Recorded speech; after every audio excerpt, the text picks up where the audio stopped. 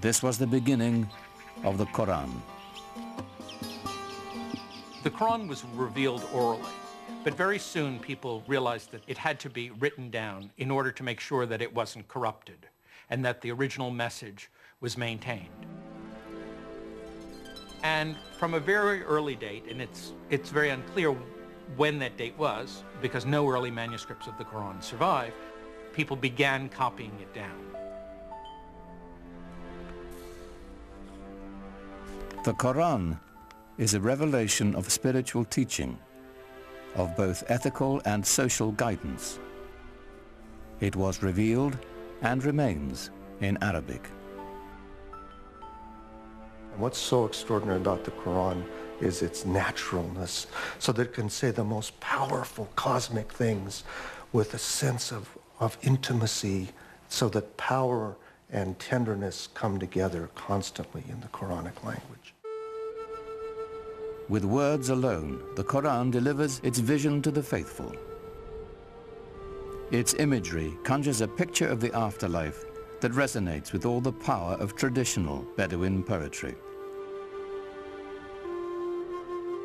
Imagine yourself in the desert, surrounded by dust, by the glare of the sun. You wear cloaks to cover your body because the wind will just sear your skin right off your face. And you walk into an oasis. The temperature drops dramatically. There's a quiet there. The wind is no longer howling. Everywhere you look, you see green and color. The world of water and paradise are symbolically tied to one another. And the Quran can conjure that up with just a few briefly chosen words.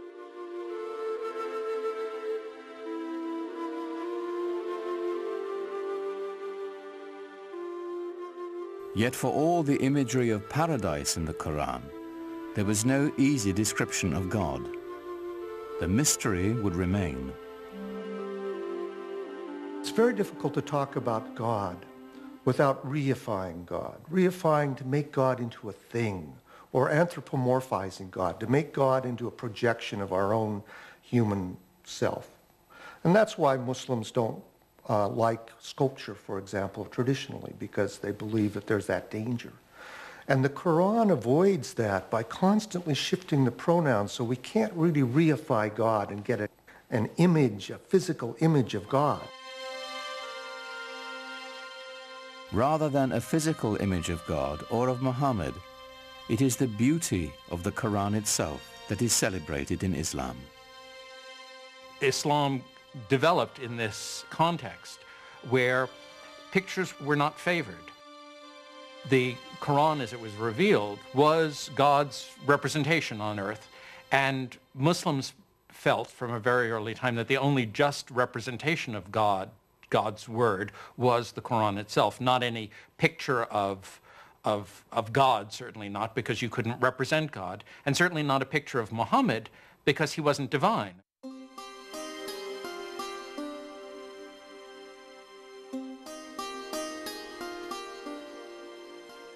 At certain times and places, people did make images of the Prophet Muhammad, but these are not religious images. These are not images meant to be worshipped. They're not images of a saint or of God. They are images of Muhammad as a historical figure. He's sort of given honor by having a very bright blue background or a white cloud near him, but he's not otherwise distinguished from the other characters in the story.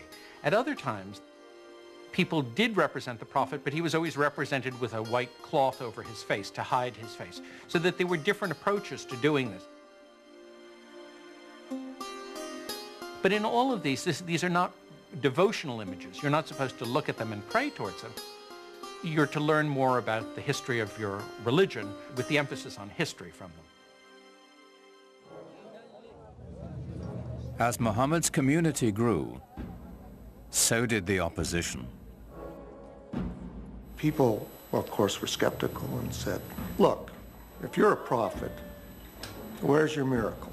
And the prophets in the Quran, Moses had miracles, Jesus had miracles. Where's your miracle? The Quranic answer to that challenge is, this is the miracle, this Quran. But that wasn't miracle enough for the people who defined themselves by the gods of their ancestors and the totems of their tribe. Their doubts increased. The idea of life after death appalled them. So the Quran presents people as really being skeptical. You mean to tell me that after I die and my body has gone back to the elements and I've been putrefied, that I'm going to be put back together again and brought back to life? That, of any of the messages in the Quran, that struck the people of Arabia as being the most hard to believe. Muhammad also spoke of eternal damnation for the unjust.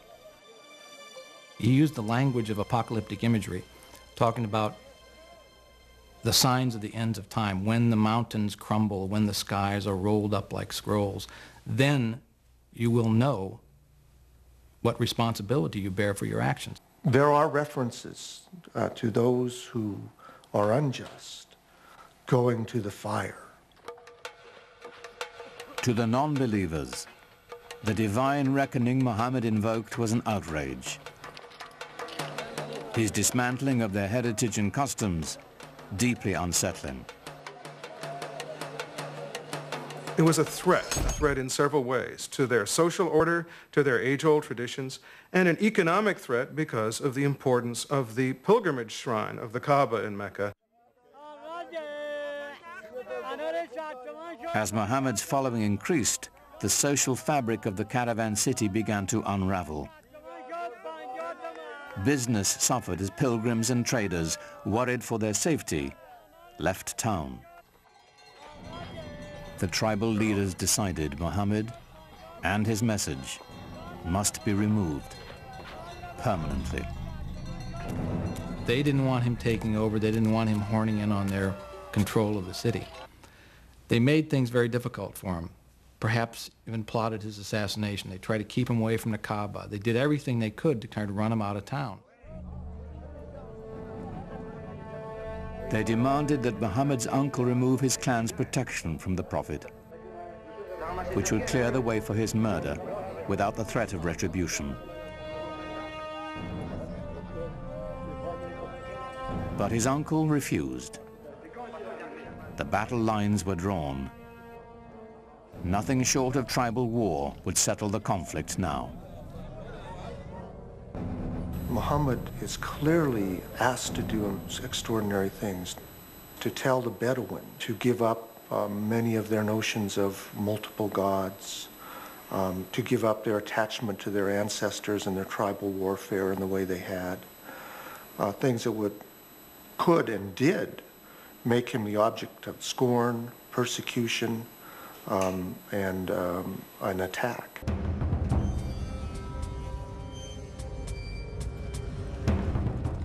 Muhammad's followers were forced from the marketplace and starved. Those without clan protection were tortured and killed.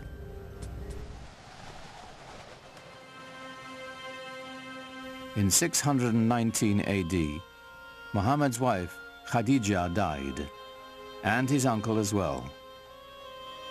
Gone were his first great love and his only protector. Here at last was the opportunity his enemies had been waiting for. But in the lush oasis town of Yathrib, north of Mecca, a refuge opened to Muhammad and his people. Clan rivalries had become deadly in the town, and they desperately needed a peacemaker. They had heard that Muhammad was a very trustworthy man. They heard that he had great arbitration skills, and they thought, let's see if we can't get him up here and help us out. So they invited him.